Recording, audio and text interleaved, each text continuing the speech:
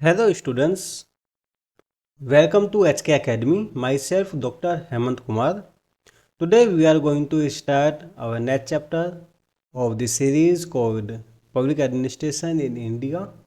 आज हम भारत में लोक प्रशासन सीरीज का अगला अध्याय आरंभ करेंगे जिसका टाइटल है budget system and budget cycle in India.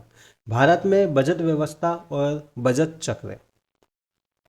इस अध्याय में मुख्य रूप से जिन थीम्स को शामिल किया गया है वह है budget system in India, pre colonial, colonial, post colonial, budget cycle in India, budget preparation, enactment of budget, education of budget, audit. So students, start with the budget system in India. Many scholars stated that the budget is a byproduct of modern phenomena. Still, in ancient and medieval India, there was a provision for a budget, and that budget was made in tremendous detail. However, the modern budget system was launched only after the British government directly took over the country's lands. In India, the study of the emergence of the budget system and its evolutionary developments can be studied by dividing it into three periods for convenience, which are as follows. कई विद्वानों ने कहा है कि budget आधुनिक परिघटना का प्रतिफल है। फिर भी प्राचीन और मध्यकालीन भारत में बजट का प्रावधान हमें देखने को मिलता है और वह बजट बहुत ही विस्तार से बनाया जाता था। हालांकि आधुनिक बजट प्रणाली ब्रिटिश सरकार द्वारा सीधे देश की भागदौड़ संभालने के बाद ही शुरू की गई थी। भारत में बजट प्रणाली के आविर्भाव मीन्स उदय और इसके क्रमिक विकास के अध्ययन को सुविधा की दृष्टि से तीन कारखंडों में विभाजित कर अध्ययन किया जा सकता है, जो इस प्रकार है: प्री कॉलोनियल, पूर्व औपनिवेशिक, कॉलोनियल औपनिवेशिक, पोस्ट कॉलोनियल, उत्तर औपनिवेशवादी। Budget system in pre colonial period, पूर्व औपनिवेशिक काल में बजट व्यवस्था। It is known from various historical sources that there was an advanced budget system in ancient India. The systematic confirmation of this fact comes from the Arthashastra written by Kautilya, which describes the Maurya administration. In order to make the system effective, there was also a system of punishments and rewards. The punishment and awards were given to correct high officials, superintendents, and even the auditor general alike. The financial system of the rulers of the Delhi Sultanate and the Mughal Empire was also no different from that of the Mauryan system. This fact is confirmed in the writing of various historians with reference to the reign of Akbar and Jahangir. विभिन्न ऐतिहासिक स्रोतों से यह ज्ञात होता है कि प्राचीन भारत में उन्नत बजट व्यवस्था विद्यमान थी। इस तथ्य की व्यवस्थित पुष्टि कौटिल्य द्वारा लिखित अर्थशास्त्र से मिलती है, जिसमें मौर्य प्रशासन का वर्णन है। व्यवस्था को प्रभावी बनाने के लिए दंड और पुरस्कार की भी व्यवस्था थी। दंड और पुरस्कार क्रयकों, उच्च अधिकारियों, अधीक्षकों और यहाँ तक कि महालेखा परिषद को भी समान रूप से दिए जाते थे। दिल्ली सल्तनत और मुगल साम्राज्य के शासकों की वित्तीय व्यवस्था भी मौर्य व्यवस्था से अलग नहीं थी। अकबर जहांगीर के शासनकाल के संदर्भ में विभिन्न इतिहासकारों के लेखन में इस तथ्य की पुष्टि होती है। बजट सिस्टम इन कॉलोनियल पीरियड, औपनिवेशिक काल में बजट व्यवस्था। After the arrival of British rule, the Indian financial system effectively came under the control of the East India Company. British शासन के आगमन के बाद भारतीय वित्तीय प्रणाली प्रभावी रूप से ईस्ट इंडिया कंपनी के नियंत्रण में आ गई। Till 1833, the presidencies of Bombay, Calcutta and Madras were independent in financial matters and there was no centralised financial system. 1833 तक बम्बई, कलकत्ता और मद्रास की प्रेसिडेंसियां वित्तीय मामलों में स्वतंत्र थी और केंद्रीयकृत वित्तीय व्यवस्था नहीं थी। This situation changed with the charter act of 1833 as the right to supervise, direction and control all revenues was transferred to the Governor General of India through this act। 1833 के चार्टर अधिनियम के साथ यह स्थिति बदल गई क्योंकि इस अधिनियम के माध्यम से सभी राजस्वों की निगरानी, निर्देशन और नियंत्रण का अधिकार भारत के गवर्नर जनरल को हस्तांतरित कर दिया गया था। Whose money was remitted to Britain in the name of interest of the Indian debt, investment in railways and interest on civil and military expenses incurred by Britain in the name of the India and maintenance of the office of East India Company in India। Bharat के नाम पर Britain द्वारा किए गए नागरिक और सैन्य खर्चों पर ब्याज, रेलवे में निवेश और भारत में ईस्ट इंडिया कंपनी के कार्यालय के रखरखाव के नाम पर ब्रिटेन को भारी धन भेजा जाता था।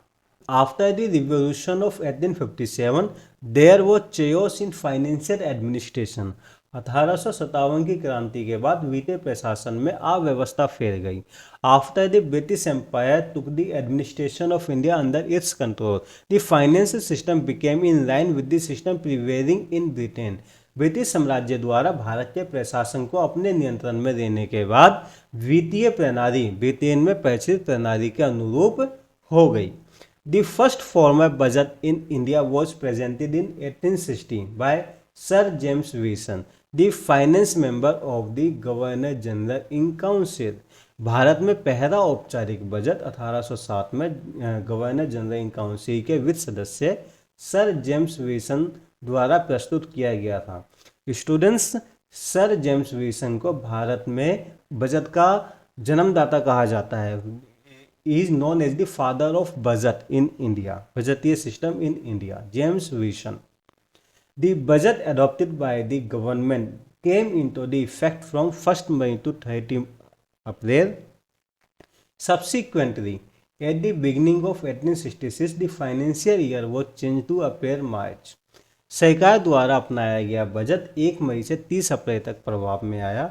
इसके बाद 1866 की शुरुआत में वित्तीय वर्ष को बदलकर अप्रैल मार्च कर दिया गया। Budget system in post colonial period. After the independence there were major changes in the objectives and policy structures of financial administration. The budget procedures in India follows the provision given in Article 112 to 117 of the Constitution। Accordingly, the annual budget of the Union, which is called the financial statement of the income expenditure estimates, should be presented to both houses of Parliament in respect of each financial year। The budget shows the receipts and payments of the government in 3 parts under which government accounts are classified। स्वतंत्रता के बाद वित्तीय प्रशासन के उद्देश्यों और नीति संरचनाओं में बड़े बदलाव हुए। भारत में बजट प्रक्रिया संविधान के अनुच्छेद 112 से 117 में दिए गए प्रावधानों का पालन करती है। तदनुसार संघ का वार्षिक बजट, जिसे आय व्यय अनुमानों का वित्तीय विवरण कहा जाता है, प्रत्येक वित्तीय वर्ष के संबंध में संसद के दोनों सदनों में प्रस्तुत किया जाना चाहिए। बजट सरकार की प्राप्तियों और भुगतानों को 3 भागों में दर्शाता है, जिसके अंतर्गत सरकारी खातों को वर्गीकृत किया जाता है। Consolidated fund, all the revenue received by the government such as customs, excise, income tax, state duty, other taxes and duties, and the money received by the government from the recovery of loans are all deposited in the consolidated fund।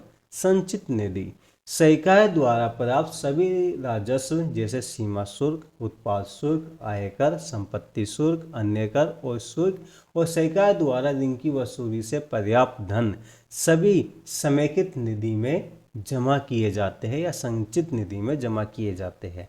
Contingency fund, आकस्मिक निधि, According to Article 267, Parliament has been given the power to set up a fund. This fund is under the control of the President and to meet the contingent needs of the country. Funds are made available by the President to the government through this fund. अनुच्छेद 267 के अनुसार संसद को कोष स्थापित करने की शक्ति प्रदान की गई है। यह कोष राष्ट्रपति के नियंत्रण में होता है और देश की आकस्मिक आवश्यकताओं की पूर्ति के लिए राष्ट्रपति द्वारा इस कोष से सरकार को कोष उपलब्ध कराया जाता है। पब्लिक अकाउंट रोक खाता। The money deposited in the account does not belong to the government. Therefore parliamentary approval is not required for payment from the public account. खाते में जमा धन सरकार का नहीं होता, इसलिए सार्वजनिक खाते से भुगतान के लिए संसदीय अनुमोदन की आवश्यकता नहीं होती। चार्ज्ड एक्सपेंडिचर प्रभारित व्यय। Some of the items of expenditure under the Constitution, such as the President's emoluments, the salary and allowances of the Chairman of the Rajya Sabha, the Deputy Chairman and Speaker and Deputy Speaker of the Lok Sabha, the salary and pension of the Judges of the Supreme Court and Auditor General, etc., are made from consolidated funds to comply with the payment and order of the court. It is not voted by the Parliament. संविधान के अंतर्गत वे की कुछ मदे जैसे कि राष्ट्रपति की उपलब्धियां, राज्यसभा के सभापति, लोकसभा के उपसभापति और अध्यक्ष और उपाध्यक्ष का वेतन और पेंशन, सर्वोच्च न्यायालय के न्यायाधीश और महालेखा परिषद का वेतन और भत्ते इत्यादि न्यायालय के भुगतान एवं आदेश का अनुपालन हेतु संचित निधि से बनते हैं। यह संसद द्वारा मतदान नहीं किया जा सकता, यानी कि जो चार्ज एक्सपेंडिचर होता है उसके ऊपर संसद के द्वारा मतदान नहीं किया जा सकता है। Budget cycle in India. To provide timelines to executive and legislative processes, the budgeting process is made in a circular manner. कार्यकारी और विधायी प्रक्रियाओं को समयबद्धता प्रदान करने के लिए बजट प्रक्रिया को एक परिपत्र तरीके से बनाया गया है। There are 4 stages in this cycle. एक चक्र में 4 चरण होते हैं। Preparation of income expenditure estimates for the coming financial year. आगामी वित्तीय वर्ष के लिए आय व्यय अनुमान तय करना। Receipt by parliament in the form of revenue acts and appropriation acts. राजस्व अधिनियमों और विनियोग अधिनियमों के रूप में संसद द्वारा प्राप्त किया। Implementation of revenue acts and appropriation acts. राजस्व अधिनियमों और विनियोग अधिनियमों का कार्यान्वयन। Review and control of financial activities by audit on behalf of the parliament. संसद की ओर से लेखा परीक्षा द्वारा वित्तीय गतिविधियों की समीक्षा और नियंत्रण। तो स्टूडेंट्स अब इन सभी को हम डिटेल में स्टडी करेंगे। First, budget preparation. बजट कैसे बनता है? The budget formulation process in India begins formally during September October, 6 months before the presentation of the budget on the receipts of a circular from the Ministry of Finance. According to the budget and accounting classification, the budget estimates prepared by the ministries and departments are analyzed by the financial advisor concerned. The plan items of the union budget are finalized in consultation with the Niti Aayog and are based on the annual plan. Bharat में budget निर्माण की प्रक्रिया वित्त मंत्रालय से एक परिपत्र प्राप्त होने पर बजट की प्रस्तुति से 6 महीने पहले सितंबर-अक्टूबर के दौरान औपचारिक रूप से शुरू हो जाती है। बजट और रेखा वर्गीकरण के अनुसार मंत्रालय और विभागों द्वारा तैयार किए गए बजट अनुमानों का विश्लेषण संबंधित वित्तीय सलाहकारों द्वारा किया जाता है। केंद्रीय बजट की योजना मदों को नीति आयोग के परामर्श से अंतिम रूप दिया जाता है और वार्षिक योजना पर आधारित होता है। स्टूडेंट्स, यहाँ पर नीति आयोग का यूज़ किया गया। इससे पहले योजना आयोग के नाम से जाना जाता था। नीति आयोग NITI, इसकी फुल फॉर्म है national institution for transforming India. Enactment of budget. अब बजट को किस तरीके से लागू किया जाता है? The budget in parliament passes through 5 stages. Budget का अधिनियमन संसद में बजट 5 चरणों में होता है। First, presentation of budget, budget की प्रस्तुति। जनरल डिस्कशन, आम चर्चा। Voting on demands for grants, अनुदान मांगों पर मतदान। Policy cut motion, economic cut motion, token cut motion. Passing of appropriation bill, विनियोग विधेयक पारित करना। पासिंग ऑफ फाइनेंस बिल, वित्त विधेयक पारित करना।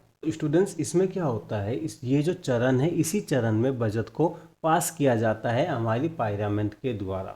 Education of the budget, implementation of the budget is the responsibility of the educative government. The process of implementation of the budget depends on the distribution and delegation of powers at various levels. As soon as the Appropriation Act is passed, the Ministry of Finance advises the spending ministries and departments about their allocated funds. Then the controlling officers of each ministry and department provide allocation and advice to different disbursing officers. Budget का कार्यान्वयन कार्यकारी सरकार की जिम्मेदारी है। Budget के कार्यान्वयन की प्रक्रिया विभिन्न परिचालन स्तरों पर शक्तियों के वितरण और प्रत्यायोजन पर निर्भर करती है। जैसे ही विनियोग अधिनियम पारित किया जाता है, वित्त मंत्रालय खर्च करने वाले मंत्रालय और विभागों को उनके आवंटित धन के बारे में सलाह देता है। फिर प्रत्येक मंत्रालय और विभाग के नियंत्रण अधिकारी अलग अलग संवितरण अधिकारियों को आवंटन और सलाह प्रदान करते हैं। And finally audit, the executive spends public funds which are authorised by the legislature. The government conduct an audit of public expenditure by an independent agency to determine its liability to the parliament. For this work, the Constitution provides the post of the Controller and Auditor General of India. It is his duty to ensure that the allocation of funds to various agencies of the government is done by the law. कार्यपालिका सार्वजनिक निधियों को खर्च करती है जो विधायिका द्वारा अधिकृत होती है। सरकार संसद के प्रति अपने दायित्व का निर्धारण करने के लिए स्वतंत्र एजेंसी द्वारा सार्वजनिक व्यय का लेखा परीक्षण करती है। इस कार्य के लिए संविधान भारत के नियंत्रण एवं महालेखा परिषद का पद प्रदान करता है। ये सुनिश्चित करना उसका कर्तव्य है कि सरकार की विभिन्न एजेंसियों को धन का आवंटन कानून द्वारा किया जाए। So students, thank you. आज का लेक्चर यहीं पे ख़त्म होता है। आप सभी से रिक्वेस्ट है कि आप सभी हमारे चैनल HK एकेडमी को लाइक कीजिए, सब्सक्राइब कीजिए और अपने सभी दोस्तों के साथ शेयर कीजिए। Thank you so much.